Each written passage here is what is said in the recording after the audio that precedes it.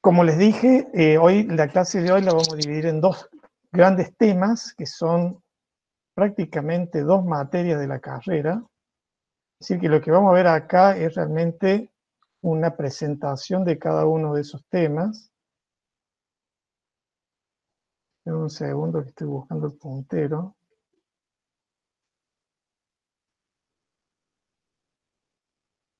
Que van a ser la bioquímica de alimentos como primera parte y como segunda parte la física de los alimentos. Les voy a ir compartiendo algunas definiciones generales, algunas cosas las vamos a ir leyendo y las vamos a ir comentando, y otras se las voy a ir explicando directamente. En cuanto a bioquímica de los alimentos, les traje estas dos definiciones. Una de ellas dice que es el estudio de la composición de los alimentos y de las reacciones que conducen a cambios en su constitución y sus características. Estudia los alimentos como sistemas químicos y describe los procesos bioquímicos que ocurren en los alimentos. Bueno, en cuanto a composición química, ya tuvimos en la una clase pasada, en donde la composición básicamente la van a ver en fundamento de los alimentos. Pero en bioquímica se retoma para recordar algunas cuestiones estructurales y luego se pasa sí a las reacciones que conducen a esos cambios.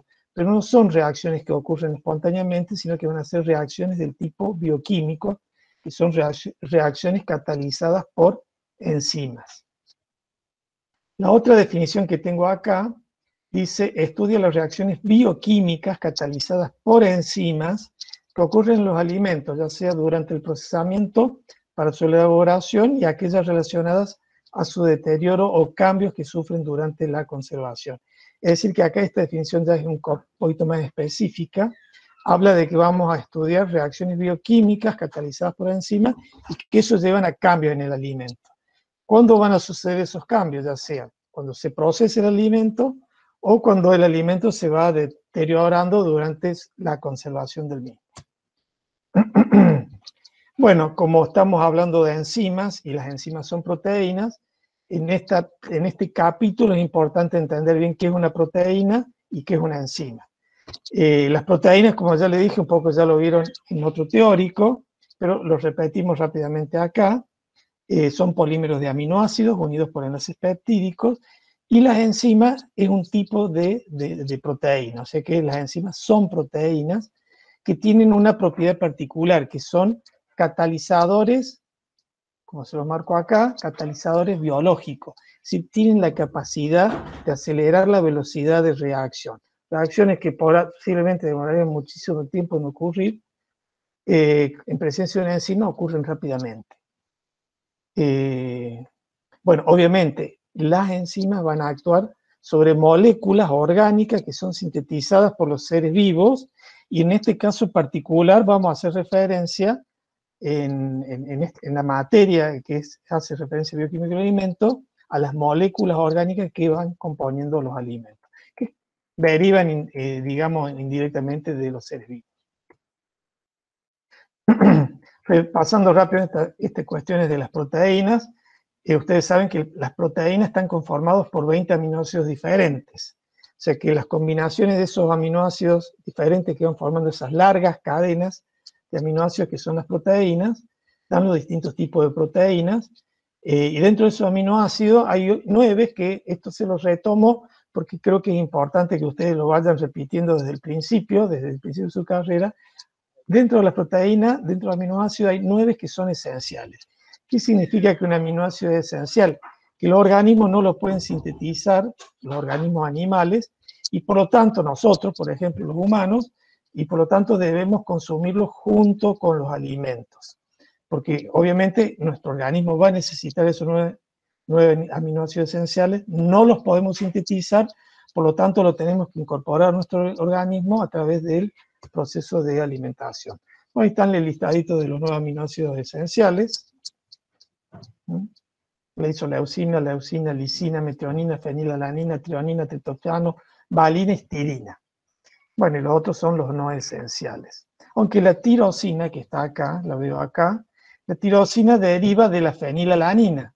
Es decir, que si nosotros no nos alimentamos correctamente y no tenemos suficiente cantidad de fenilalanina, también vamos a tener problemas con la tirosina. Porque en el organismo humano, en el organismo animal, o en los organismos en general, hay una enzima que convierte la fenilalanina en tirosina. Bueno, ahí están las fórmulas de los aminoácidos, no nos vamos a detener acá, simplemente para que ustedes vean el nombre, la sigla que se utiliza, el símbolo, la fórmula general que tiene y la fórmula química de cada uno de los aminoácidos. Fíjense que tiene toda la fórmula una parte en negro, que es común a todos los aminoácidos, y por eso se llama aminoácidos, tiene la función ácido y una función amino unido en el carbono alfa. Todo eso es común a todos los aminoácidos. ¿Ven? Y la diferencia siempre está en el R. Bueno, acá tienen la fórmula de los 9 aminoácidos esenciales. Bueno, vamos metiéndonos ahora sí a lo que hace más a la bioquímica, que es el concepto de enzimas. Dijimos que eran catalizadores biológicos. Son proteínas que son catalizadores biológicos y por lo tanto aceleran la velocidad de reacción. Esa reacción necesita, por supuesto, estar presente la enzima, que es la proteína. Ahí está, que tenía una proteína, un polímero de aminoácido, que va a tener un lugar específico que se llama sitio activo. La molécula que va a ser transformada, que recibe el nombre de sustrato, y la molécula que se obtiene después de la reacción, que es el producto. Por eso está acá en forma de ecuación lo que sucede en presencia de una enzima. La enzima capta el producto y lo transforma en, capta el sustrato y lo transforma en producto. Fíjense que la enzima es una molécula grande en comparación al sustrato, tiene el sitio este específico activo que se llama, ¿ven? Acá está simbolizado un sitio activo donde van interaccionando los aminoácidos de las cadenas R, esas de los aminoácidos que forman la proteína de la enzima, con el sustrato, lo tensiona, la enzima incluso se acomoda alrededor del estrato, lo tensiona y le genera una transformación química. Una transformación química implica que hubo un cambio en la estructura de la molécula, incluso un cambio energético en la molécula. Y por eso pasó a ser ahora una molécula distinta que se llama producto. Las características que tienen las enzimas son dos propiedades principales. Una que es la que ya mencionamos, de catalizadores, es el poder catalítico, es decir, de acelerar las reacciones. Y la otra es la especificidad. Y esa especificidad se la da el sitio activo. En este sitio activo solamente reconoce determinados sustratos que se acoplan de una manera bastante perfecta a ese sitio y no actúa con cualquier sustrato, actúa con determinados sustratos. Incluso hay enzimas que solo actúan con un solo tipo de sustrato, es decir, que son muy específicas. Entonces, vayamos entendiendo, tenemos las enzimas, esas enzimas catalizan reacciones bioquímicas. Normalmente eso está ocurriendo en un ser vivo, en una célula de un ser vivo. Nosotros, los animales, en las plantas, en las bacterias, en los hongos, en las levaduras, son todas células vivas que tienen un montón de enzimas que están catalizando reacciones, que esas reacciones que están catalizando dentro de la célula es lo que constituye el metabolismo celular y eso es lo que garantiza la vida de la célula y la perpetúa en el sentido que le permite crecer y multiplicarse. Ahora, nosotros pensemos en los alimentos. Es muy raro que comamos un ser vivo. Entonces, tomamos un pedazo de materia orgánica y lo consumimos.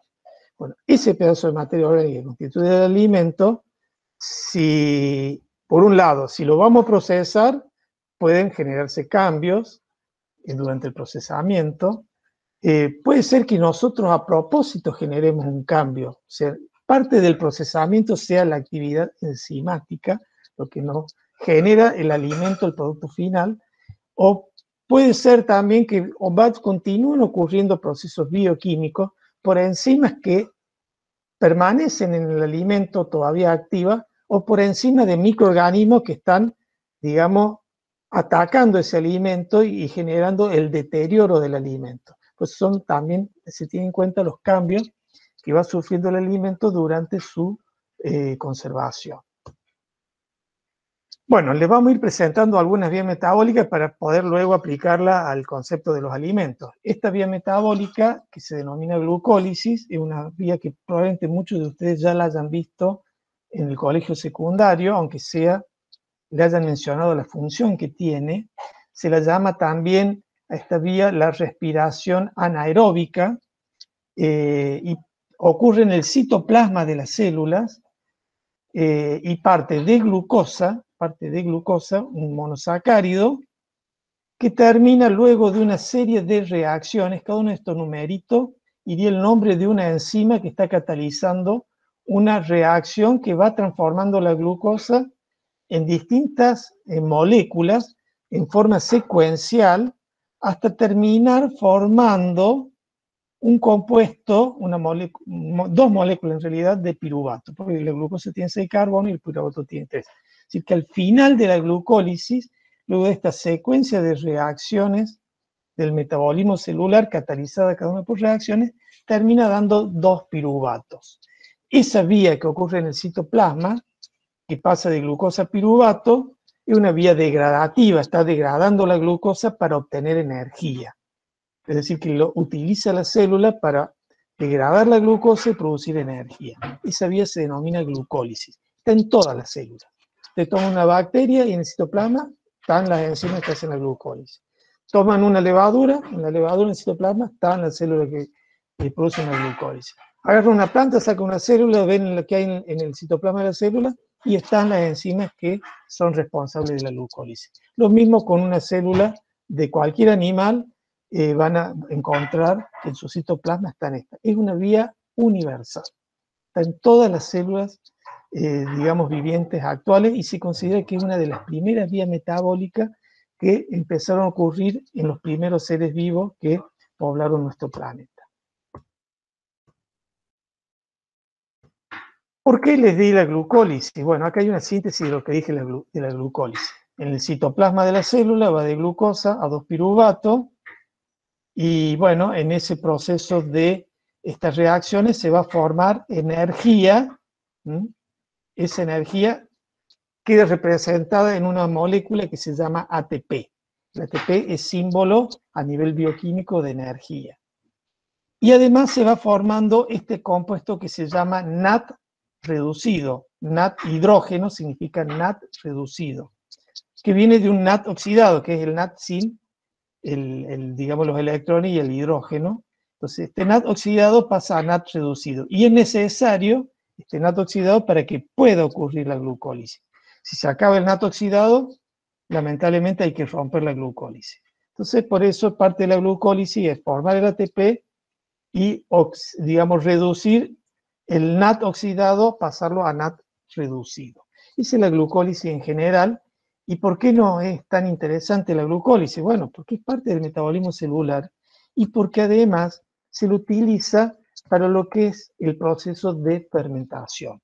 Cuando dentro de la célula no hay oxígeno o hay escasez de oxígeno, ese piruvato se desvía hacia este recorrido que ustedes ven hacia la izquierda. ¿Ven? Dice falta de oxígeno, organismos anaerobios que crecen sin oxígeno o con insuficiencia de oxígeno, y ese piruvato se deriva a estos procesos de fermentación.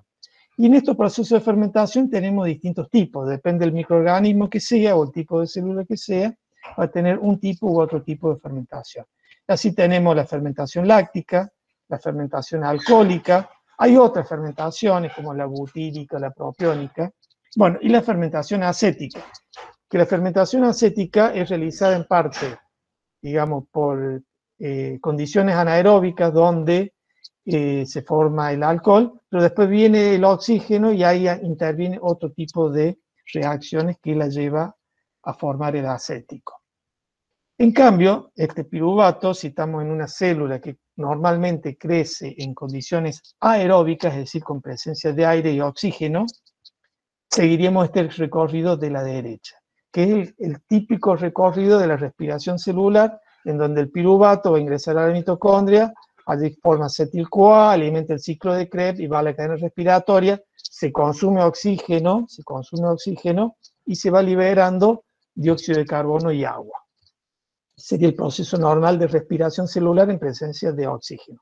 Cuando sacamos el oxígeno del sistema, lo que va a ocurrir son este otro tipo de reacciones, que son las reacciones de fermentación.